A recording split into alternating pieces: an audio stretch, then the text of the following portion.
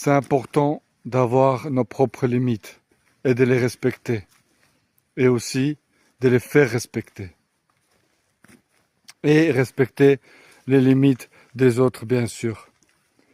On peut accepter d'aider quelqu'un quand il est mal, en l'écoutant.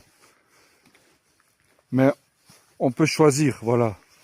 Parce que quand on écoute quelqu'un parler de ses problèmes, on peut inconsciemment recevoir ses problèmes, tu vois. Quand quelqu'un parle de ses problèmes, il se vide quelque part, tu vois. Ça dépend de la personne qu'il a en face. Il y en a qui sont doués d'aider les autres justement en les nettoyant de cette façon-là.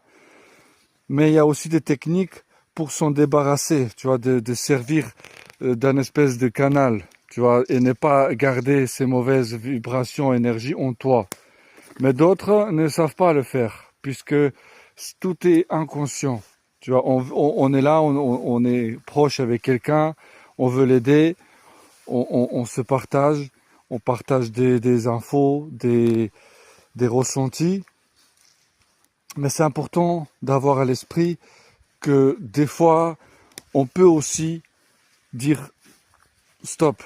Là, je suis pas en état d'écouter ce que tu es en train de me dire. Plus même, on peut lui poser la question. Qu'est-ce que ça veut dire? Que tu me racontes pourquoi? Qu'est-ce que cela signifie, le fait que tu me racontes ça?